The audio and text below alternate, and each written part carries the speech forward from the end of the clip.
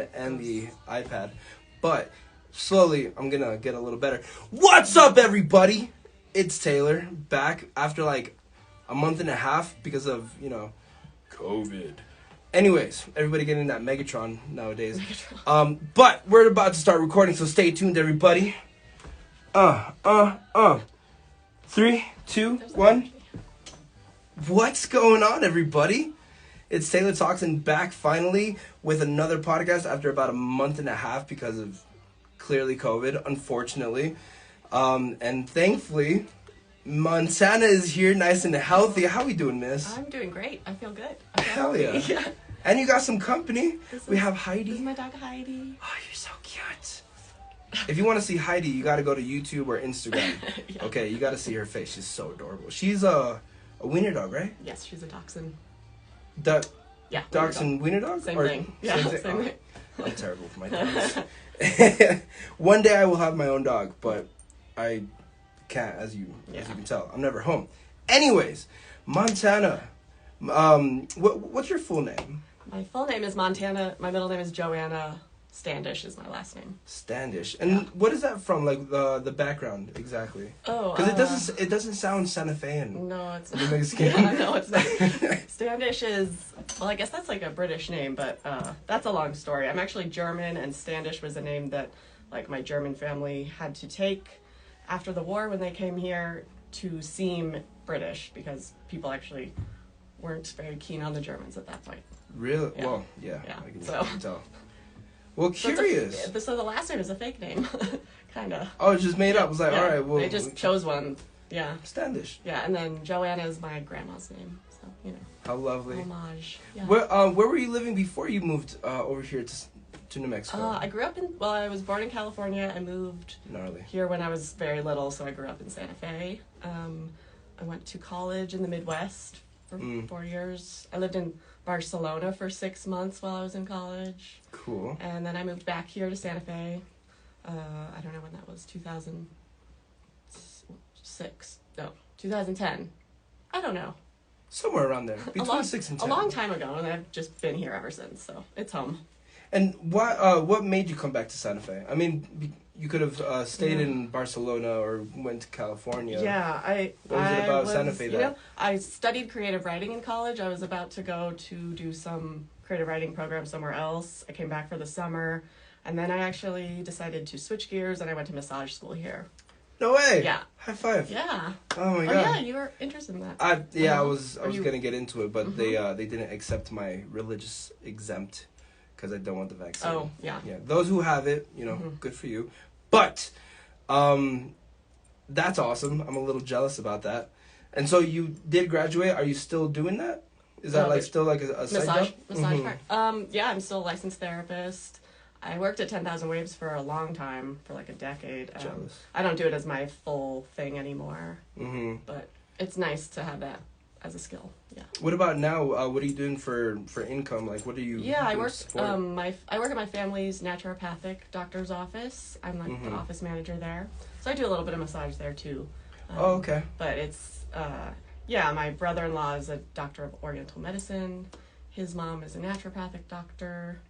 So curious. We try to keep people healthy. Everybody in the family has a nice little tray that kind of benefits the next person. Yeah. That's dope. It is nice. So outside of that, because specifically I really want to get into your music side. Yeah. How do I phrase this better? When you're not working as a massage therapist or with the family and you're focusing on music from what I know you as, what is your background with that? Because I know it's mostly bass. Yeah, people definitely know me for the bass because I talk about it constantly. And you're always posting about it, and skates, I'm always playing, dancing. Yeah. And that I've only been learning bass for the last year and a few months, so that's right. New. But I did study voice in college, as not a major or anything like that, just kind of a hobby. But I got pretty into it, and I studied classical voice, and I started singing with like jazz groups, and yeah, I really enjoyed it, and then I just stopped singing anywhere for this whole time I lived here. But always wanted to, and always ended up dating musicians, and kind of feeling like, well, that's their thing, so I don't know, I just let them have it, That Like, I don't know. You could have had a better relationship if that had combined. But I understand where that can create friction. I can kind of see that. Some personalities, ego things, they need it to be their thing. Yeah. I'm not saying that they were all like that, but some of them. Some of them maybe a little bit. Or I just didn't want to step on their toes, so I didn't. But But now I'm on my own and I'm stepping on anyone's toes. So right now, learning the bass and singing while you do the bass, which is a huge thing because not a lot of people can do that. I'm jealous because I can't do that. Yeah, definitely. What was it that started you combining those two right off the bat? Well, I think because of the vocal background being mostly, I studied clarinet as a kid. Other than that, again, I can actually. I'm gonna challenge you. I'm gonna bring it out and I'm gonna see what you got. I don't think so. But that's kind of that was my only background into music. So learning bass, just from the beginning, I actually needed to sing. I've needed to sing along with what I'm doing to learn bass from the very beginning. Really? Okay. The very beginning, yeah. That's a really good trait to have, especially right off the bat. You click to it. Yeah. That's really cool. Yeah, I mean, even though we think of bass as a separate thing from melody, I mean, it's really not. I've learned more that it's a counterpoint to melody, and it's all the same.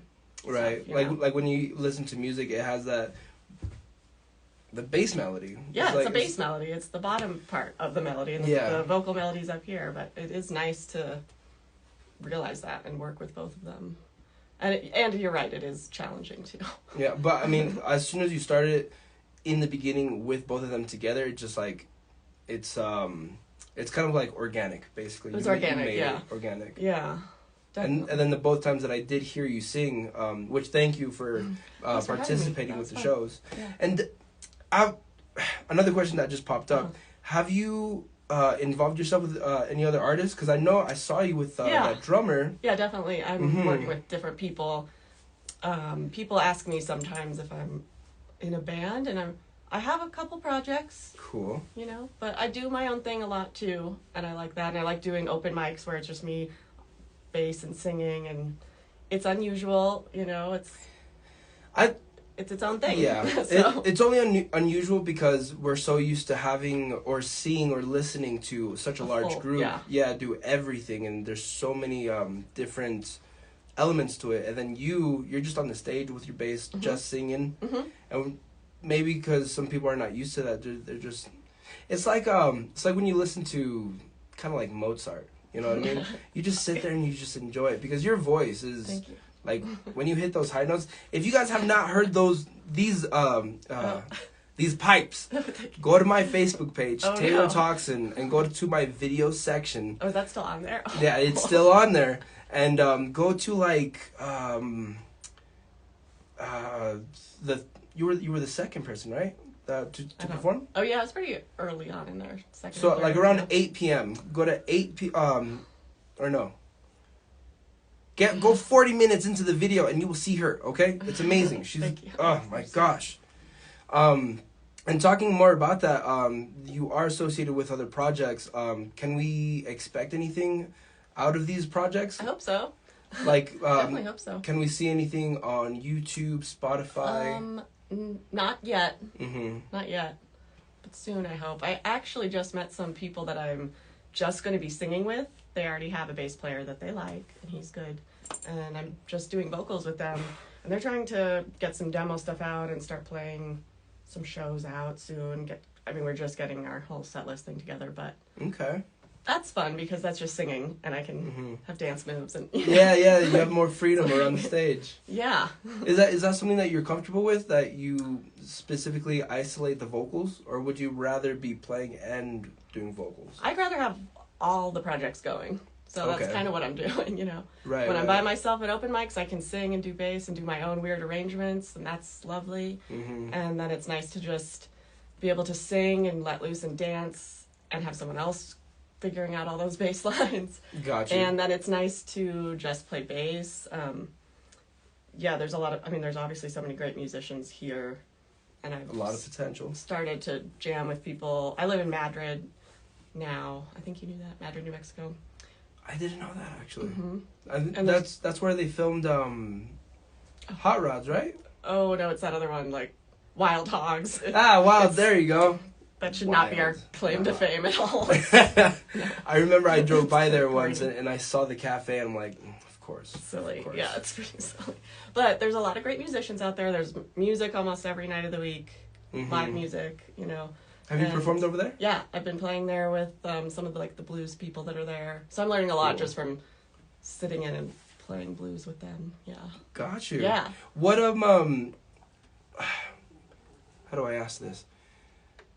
How many different spots have you performed at, and which one was your favorite? Oh, that is a good question. Well, I've done some unusual things. My first time performing bass at all was actually, it was on roller skates at the roller rink at, what's it called? Rock and Rollers? Yeah. Yes! Oh, nostalgia right there. Because I was Facebook friends with the DJ, and I saw that he was doing that, and I was like, well, I kind of have this thing about playing bass on roller skates. It's kind of my thing. And I asked him if I could just sit in and do that, along with the DJ. My brother-in-law is also a DJ, and so I had been used to playing along with him at different things. So that was really fun. So yeah, it's already something. Yeah, playing along with the DJ is fun. It's good practice. They usually stay kind of in the same key, hopefully, and I know what you mean. It's fun to just kind of improvise in that way. Especially since I was starting off. It's not like I know all the bass lines that I could just whip them out, but I can play along and play something that sounds cool. So, doing that at Rock and Rollers was really fun. Would you say that's your favorite one? I'm trying to think. I mean, that one feels special. That was your first one. Kind of feels special to me because it was my first one. Yeah. We also did so my brother-in-law, who's the DJ, we threw a party, and we're going to do more, I think. Oh, this is something I want to talk about. I think we're going to do more music festivals that I'll keep you in touch about. Please. Out on all this land near Madrid. And so we did one. We first did a party that was for my birthday. It wasn't really supposed to be a festival thing. It was just when was your birthday? My birthday's July 9th. Yeah. Oh, okay, cool. It's coming up. Over the summer. Coming up, kind of, yeah. And then in October we did one that was more meant to be actual other music acts were there. We had yoga. We had a breathwork person. We had all this stuff. And I played along a set to my brother-in-law, John Sheridan, I should say his name. John Sheridan. Yeah. Does he, really quick, does he have any material that he has out? He has a bunch of stuff. He's on Twitch, and they go by Tantra Thursdays. It's Tantra with the _ Thursdays. Okay. And they have been streaming. Actually, they're really impressive. They've been streaming. It's mostly him, but he has guest DJs and some of his friends. They've been streaming every Thursday since the pandemic, and sometimes multiple times a week. So they're all night long too. They're a COVID group. That's what I call us. We happen to evolve during COVID, so we're just a product of it. I definitely the bass thing is that for me for sure. Oh, duh, right. Yeah, I was I can't do anything. Stay home. Go anywhere. I might as well finally learn bass. So bass, clarinet. You can sing, piano. I really want to learn piano. Yeah. One of my grandmothers, my grandmother on my mother's side was a classical pianist from Germany. Yeah. Nice. And I feel like that's in my heritage. I was about to say. Yeah, I have big hands. I have long fingers. It's great for bass, but I definitely would love to get myself a keyboard to just start. Got you. Messing with. Yeah. No way. That's in the works for this year. I think I'm gonna get one. I can already see you just jamming out to the bass. Thank you. Put it to the side. Yeah, I think that's the best to be able to play multiple things. Is so cool. Especially with one show, you just give the audience everything that you have. So that's what you saw me with my drummer friend that one time. What's his name? His name is Tabo. Shout out Tabo. Yeah, he's great, and he plays drums. He plays bass. I mean, he's taught me a bunch of things on bass. He plays guitar. I think he plays saxophone. He sings.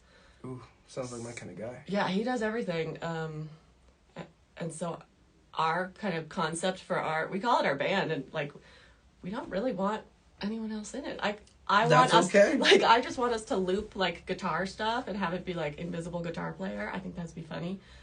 Gotcha. I'm working it out, but I just think it'd be great if we could play shows where we just switch off instruments and hold it down kind of just with the two of us.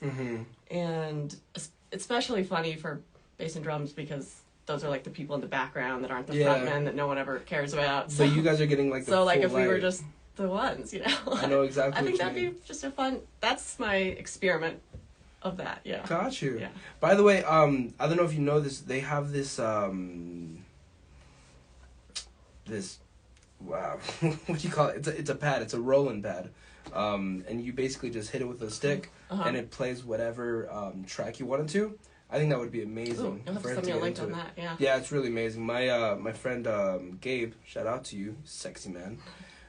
We got it for Kenny, and he taps it, and then we go into the song, and it just gives another layer. But it's like a drum pad, or? It's just one pad. Okay. And it has multiple tracks, and you just gotta like you know dial it in, tap it, and it starts playing. Yeah. Very cool. I think that would like really benefit. Yeah. That is cool. So what about? So you told me about your first show. What about your last one? When was the last one? How was it? I can't remember. I mean, probably the last one was just some like gigs that I played at the Mine Shaft in Madrid. Okay, gotcha. Just like it's now like they'll just call me up the day of or like the hour of, and they'll be like, "Come bring your bass, let's do whatever." So. And you're just like, yeah, I'm on my way. Yeah, I'm right there. I mean, I live right there. I walk down the street with my amp. I don't even drive. I walk down the road with my amp and my bass, and it's like pretty easy. So. It's a beautiful spot. I need to go back. Yeah. Honestly, you need to let me know the next time you play. Okay, I and will. Then yeah. Hopefully, you guys can come and check it out. We mean, see your play. We do end of the month open mics there. It's the last Thursday of every month. I'm trying to never miss them. I was sick one time and I missed one, but other than that, I'm trying to have a perfect record. Perfect attendance. Gotta have an A+. Yeah, and that's where I like to. Yeah, I just really like to like experiment and do my own solo weird things. Totally understand. I mean, a lot of people would. Personally, I like to be in a group. You know, be in a unit. But then there's those other people that like to have that focused project, and you know, I completely respect that. It's your taste, it's your baby, you know what I mean?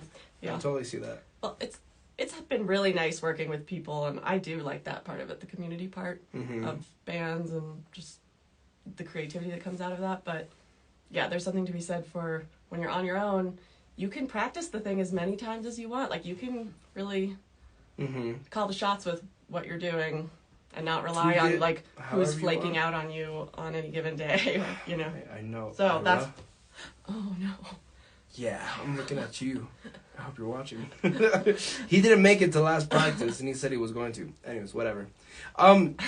So a question that came up in my head was, during school, what type of personality were you? Like what were you doing? I was very quiet. I mean, I had my little friends, but I was definitely felt like an outcast.